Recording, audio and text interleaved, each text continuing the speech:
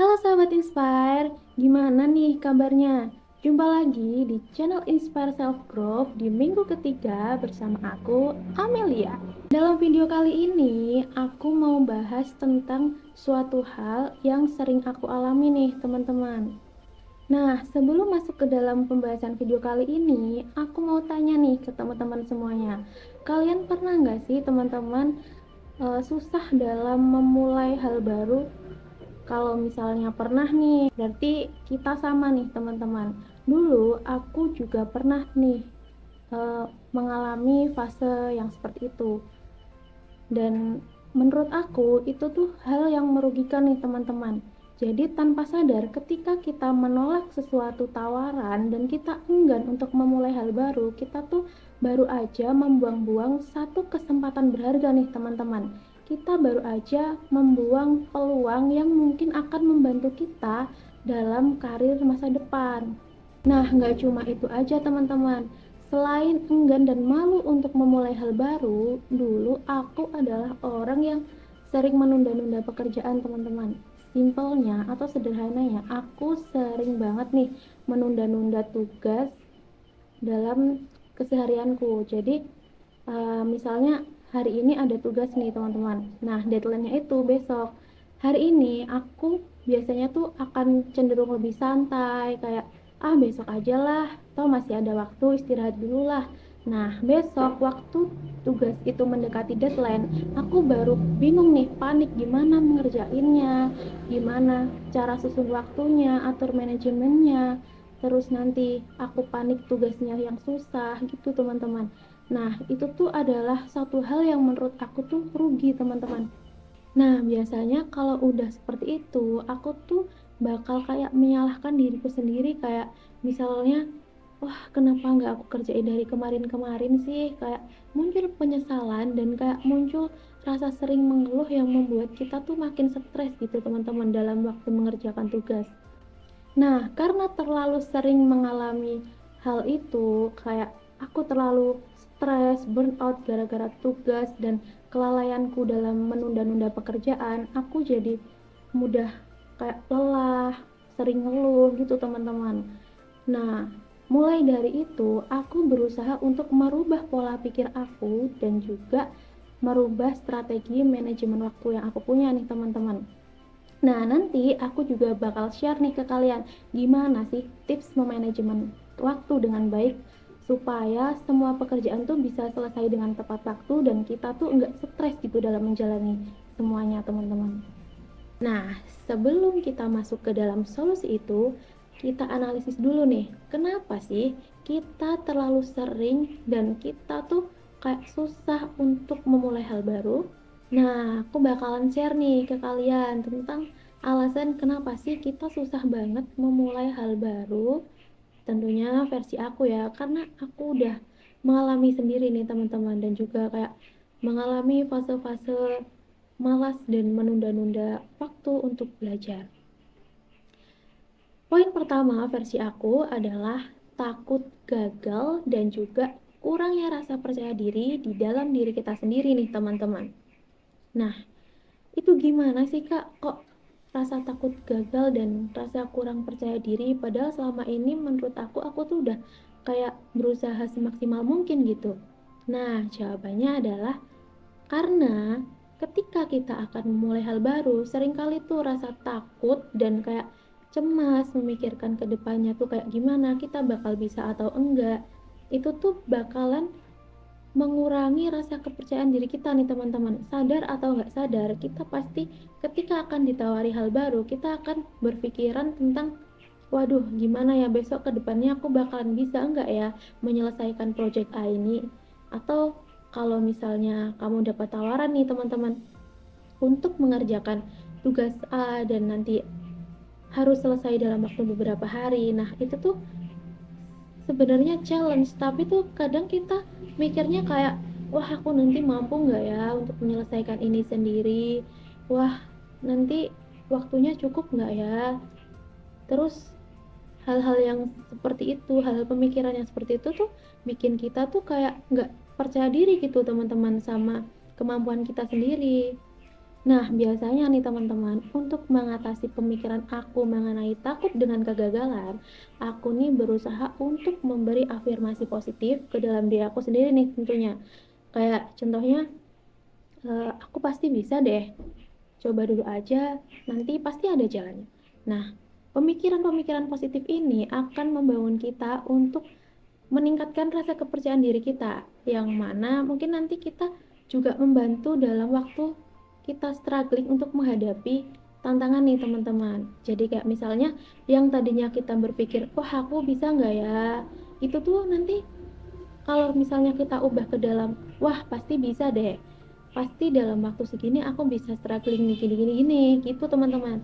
Nah, pemikiran positif itu biasanya juga akan membangun rasa penasaran nih di dalam otak yang akhirnya kita tuh berusaha untuk bisa gitu teman-teman. Nah, contoh sederhana yang kedua adalah ketika kita maju waktu presentasi di depan kelas nih teman-teman. Sadar gak sadar atau mungkin banyak ya dari teman-teman dan aku pun dulu juga mengalami teman-teman.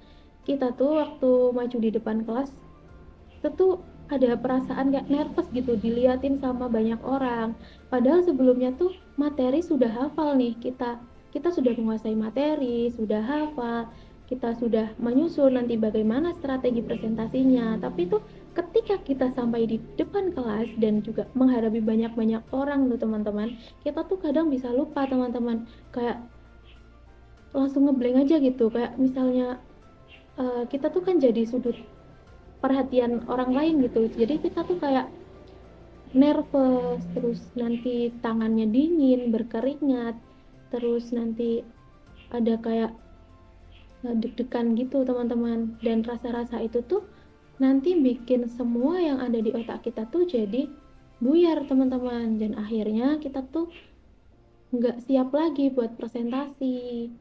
Nah, biasanya cara mengatasi hal ini aku tuh bakalan memberi afirmasi positif ke dalam diriku sendiri.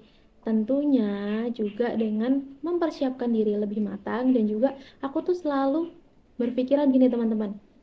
Ya, coba kita dengerin aja yang bisa kita kendalikan teman-teman. Kalau misalnya itu nggak bisa kita kendalikan, ya udah itu biarin aja teman-teman. Karena kalau misalnya kita memikirkan dia nggak bisa kita kendalikan, kita makin nih teman-teman. Kayak kita makin nggak fokus, kita makin nervous, dan juga wah, semua bahan dari presentasi yang udah kita siapkan tuh bakalan hilang teman-teman gitu. Nah, selain memberi afirmasi positif ke dalam diri sendiri, tentunya aku tuh juga sering berlatih ya teman-teman. Jadi kak sebelum presentasi tuh pasti aku akan berlatih nih di depan cermin, dan juga aku tuh sering berdiam diri dulu nih sebelum presentasi. Jadi kayak menyiapkan energi untuk bertemu dengan orang-orang atau audiens di dalam kelas tuh yang cukup banyak nih teman-teman. Nah, beberapa hal yang aku sebutin tadi itu cukup membantu aku dalam mengurangi nervous atau demam panggung saat aku presentasi di dalam kelas nih teman-teman. Biasanya aku tuh akan jadi lebih enjoy, kayak lebih pelan-pelan dalam penyampaian materi gitu teman-teman. Jadi hal-hal yang udah kita susun secara rapi untuk presentasi itu bisa kita sampaikan dengan baik kepada audiens.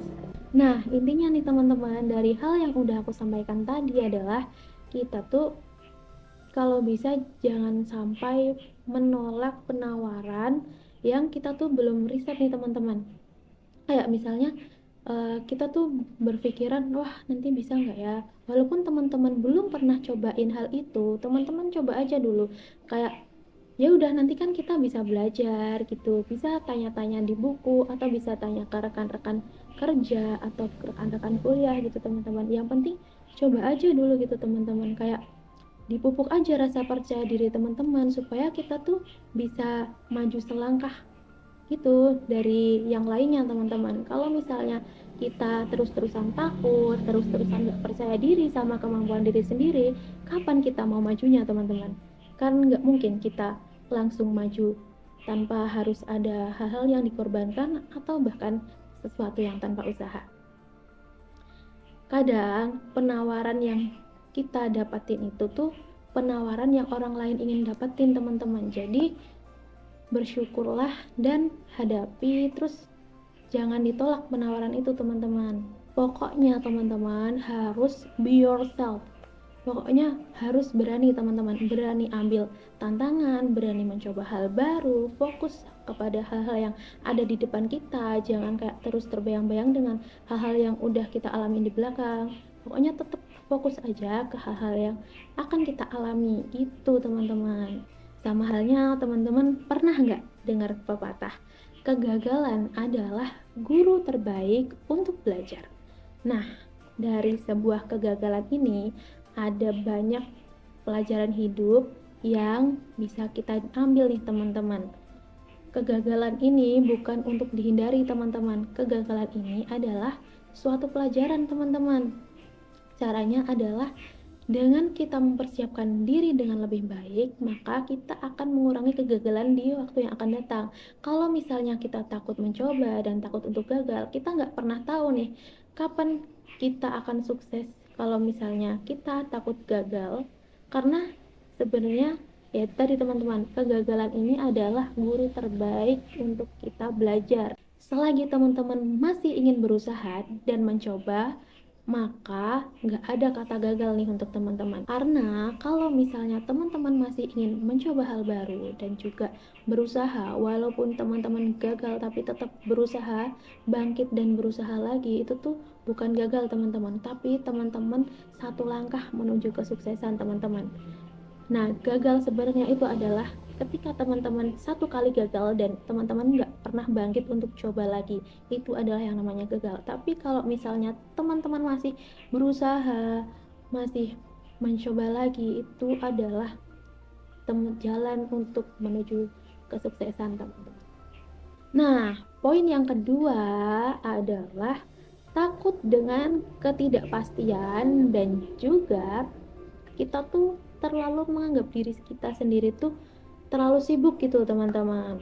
Padahal ketika kita memulai sesuatu yang baru, tandanya kita tuh sedang melakukan perubahan atau melakukan transisi dari kehidupan sebelumnya teman-teman.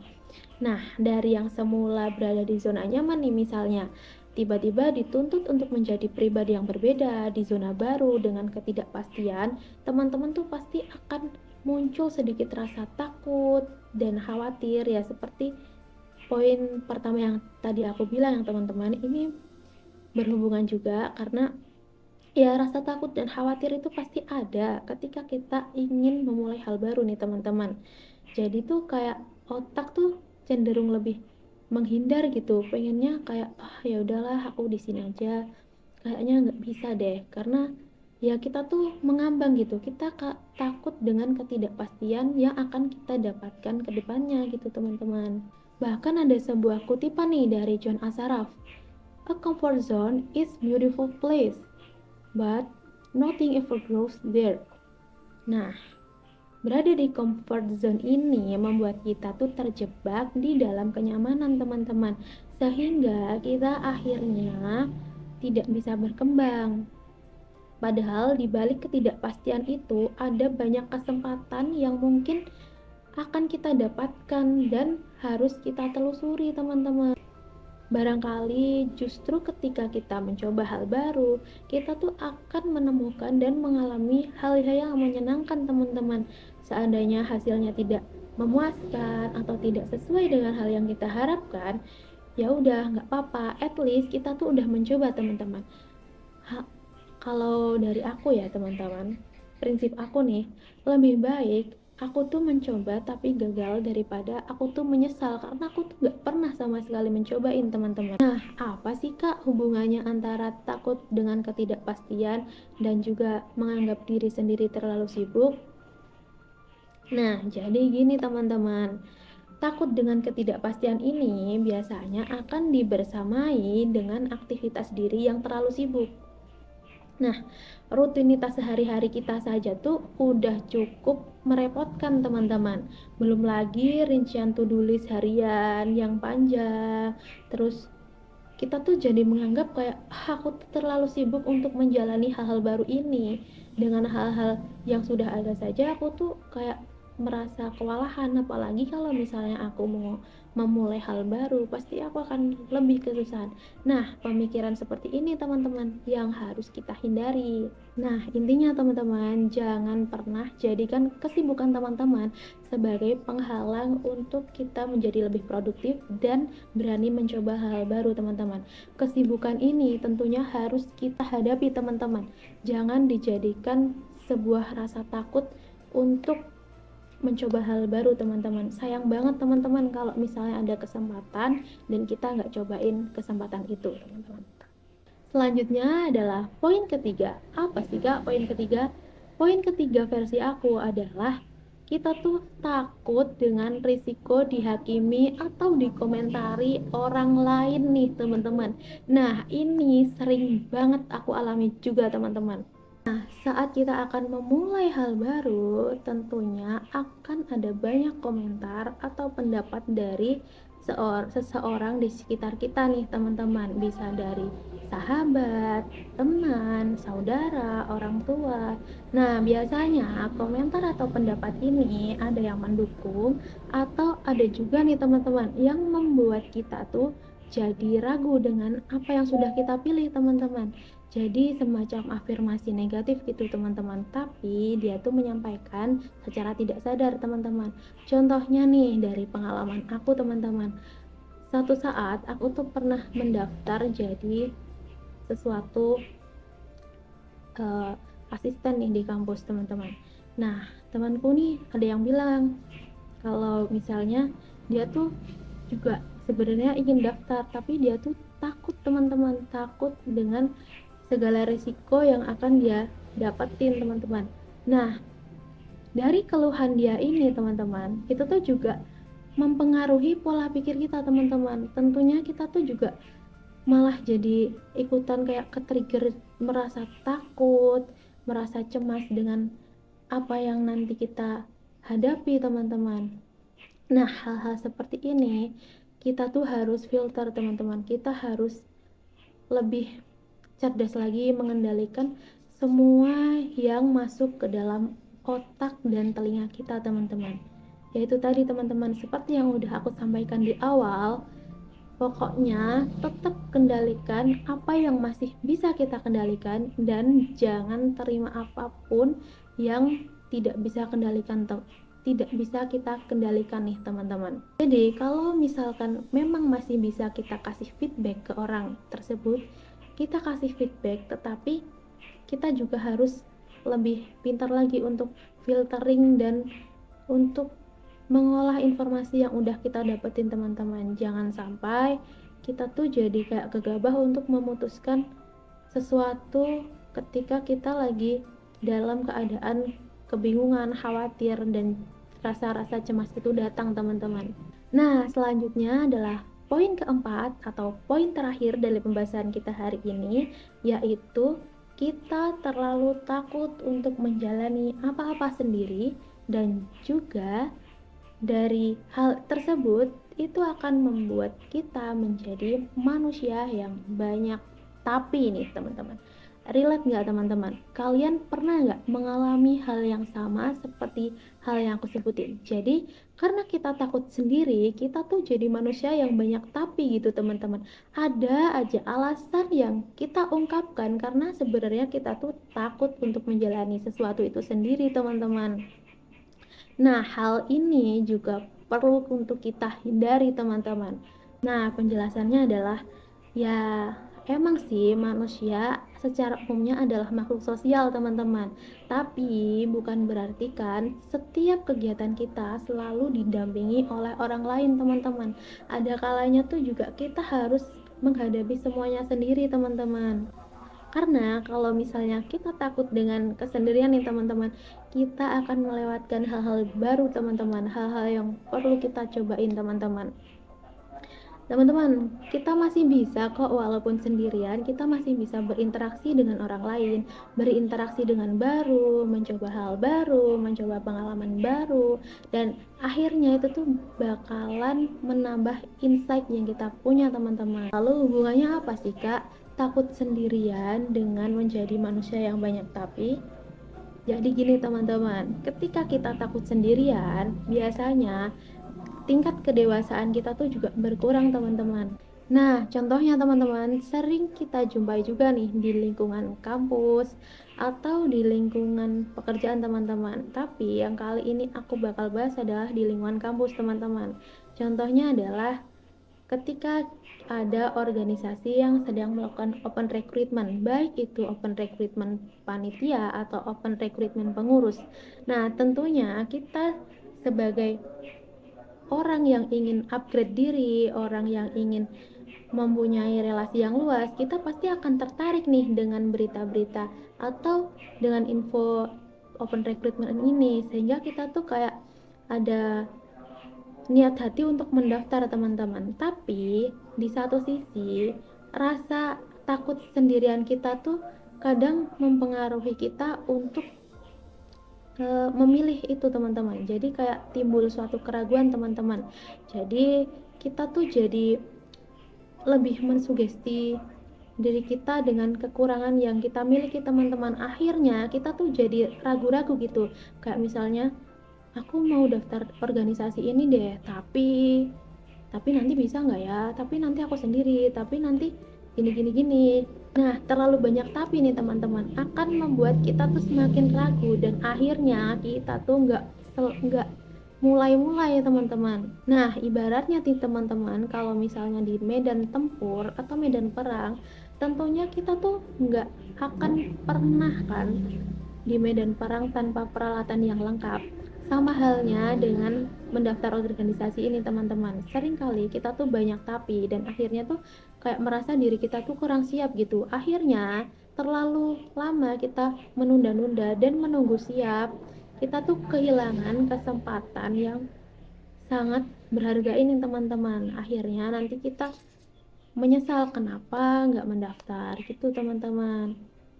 Jadi kayak kita tuh selalu butuh waktu untuk siap, padahal kita tuh nggak pernah siap teman-teman, karena ya kita masih terbelenggu di dalam rasa ketakutan itu teman-teman. Nah, gimana sih Kak caranya menghadapi rasa takut kesendirian itu dan juga mengurangi untuk membuat alasan yang membuat kita tuh terjebak di dalam zona nyaman?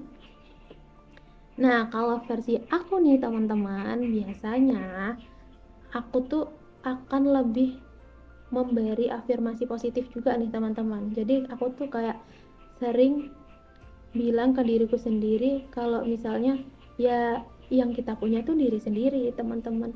Yang lain pun gak akan bisa bantu karena ya ke depan kita tuh bakal menjalani semua sendiri teman-teman. Jadi ya mau gak mau kita tuh harus belajar untuk menjadi sendiri teman-teman. Jadi kayak mandiri, mengurusi apapun sendiri gitu teman-teman.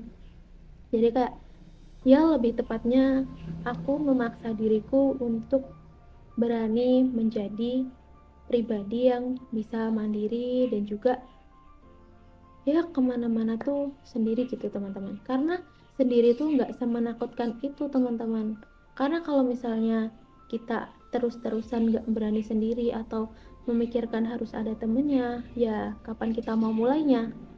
Nah, gimana nih teman-teman, dari 4 hal yang udah aku sampaikan tadi, apakah sudah membantu teman-teman untuk mengatasi gimana sih susahnya untuk memulai hal baru, atau masih bingung nih teman-teman, gimana sih Kak caranya memulai hal baru yang lebih mudah? Tulis jawabannya di kolom komentar ya teman-teman. Nah, dari aku mungkin cukup itu aja mengenai topik pembahasan hari ini. Jika masih ada yang ingin kalian tanyakan atau perlu kami bahas lebih lanjut, boleh dong teman-teman diketik di kolom komentar. Like video ini jika video ini bermanfaat untuk teman-teman semua dan jangan lupa follow channel kami supaya menjadi lebih berkembang. Terima kasih, sampai jumpa di video selanjutnya. Bye-bye.